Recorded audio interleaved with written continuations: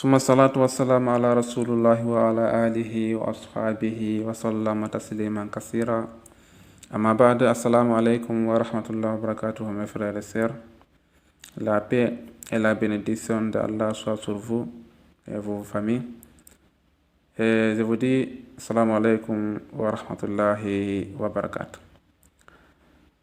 Mes frères et sœurs, dans cette vidéo, Inch'Allah tabaraka wa ta'ala, aujourd'hui, je vais vous expliquer quel est le meilleur verset dans le Coran. Comme vous savez, le Coran, lui, il est le meilleur parmi tous les livres qui existent dans le monde. Parmi tous les livres que Allah a descendus sous ses prophètes, comme le Taurat et Injil et Zabour, c'est le Coran qui est le meilleur de tout. Donc, dans le Coran aussi, il y a des versets qui sont meilleurs que les autres versets. Donc, dans cette vidéo, je vais vous expliquer parmi les 6000 et quelques versets qui se trouvent dans le Coran, je vais vous expliquer quel est le verset qui est le meilleur. Et je vais vous expliquer ici, je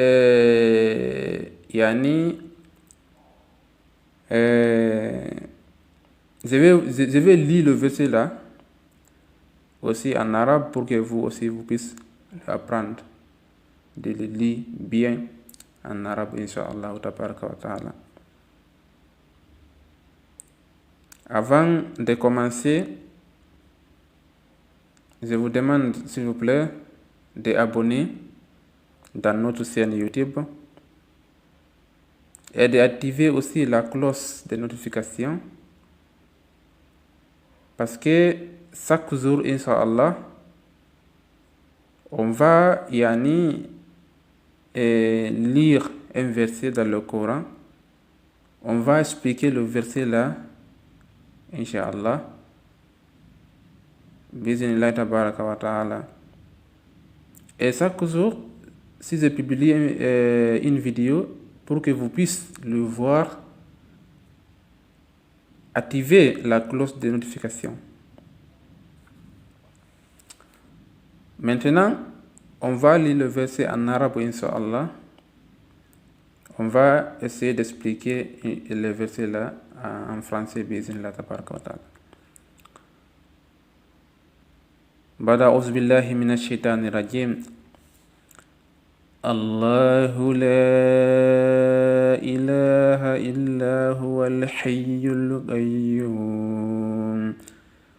لا تأخذه سنة ولا نوم له ما في السماوات وما في الأرض من ذا الذي يشفع عنده إلا بإذن يعلم ما بين أيديهم وما خلفهم ولا يحيطون بشيء من علمه إلا بما شاء وسع كرسي السماوات والأرض ولا يؤوده حفظهما وهو العلي العظيم. Pardonnez-moi mon frère. Ok, voici le verset. C'est comme ça qu'on doit de lire en arabe. Donc mes frères et sœurs, le verset là, c'est le verset du trône. C'est le verset là aussi. Le verset là aussi, ça nous protège contre le diable et contre le mal. Si on regarde dans le tafsir d'Ibn Kathir, rahimahullah ta'ala,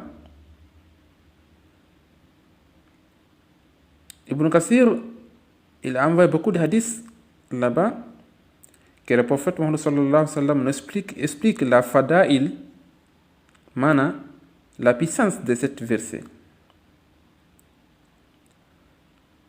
Parce que le prophète Mohammed sallallahu alayhi wa sallam, il a dit An Abu Umamata al-Bahili, rahimahullah, il a dit, le prophète Mohammed sallallahu alayhi wa sallam, il a dit, si tu lis le verset là, le matin, Dieu va te protéger jusqu'à le soir. Et si tu lis le soir, Dieu va te protéger aussi jusqu'à le matin contre le diable banni et le mal. Avant d'aller au charlatan là-bas, de chercher le gris-gris, tout ça, pour se protéger contre le mal, mon frère, utilise les versets là. Parce que le gris-gris là, ça c'est haram. Si tu portes ça, tu associes Allah tabaraka wa ta'ala, alors que Allah il a dit, c'est lui qui lui associe à quelque chose, il meurt sans demander pardon, il va rentrer, il va tout droit en l'enfer. Donc, avant de n'arriver là-bas, mon frère utilise cette verset. Il s'appelle en arabe Ayat al-Kursi, la verset du trône. Donc, à un autre hadith, encore, le prophète Muhammad sallallahu alayhi wa sallam, Abu Huraira, il a dit Anas ibn Malik, après Anas, le prophète sallallahu alayhi wa sallam, un jour, il a demandé à l'un de ses compagnons, est-ce qu'il est marié? Il a demandé, tu es marié? L'autre l'a répondu, non, je n'ai pas marié. Après, le prophète sallallahu alayhi wa sallam a demandé, lui, pourquoi tu n'es pas marié? Il a dit, je n'ai pas d'argent pour me marier. Après, le prophète sallallahu alayhi wa sallam, parmi les questions que le prophète sallallahu alayhi wa sallam a demandé l'autre, il a demandé, est-ce que tu connais le verset du trône? Là, il a dit oui. Il a dit ok. Donc, Yan Umamat al-Bahili, rahimahullah ta'ala, le prophète sallallahu alayhi wa sallam, il a dit, si tu lis le verset là aussi, chaque prière, si tu lis le verset,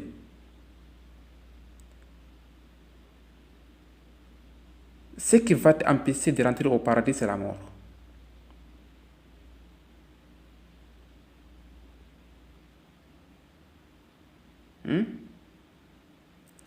C'est la mort. Parce que, après, si tu meurs, après la mort, tu vas rentrer au paradis. Selon cet hadith. Donc, mes frères et sœurs, s'il vous plaît, je vous conseille d'apprendre cette verset comme ça et de le lire chaque prière. Chaque prière, tu lis le verset.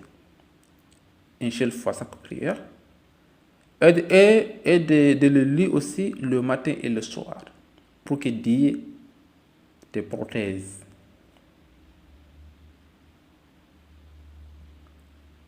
Donc, mes frères et sœurs, je vais m'arrêter ici.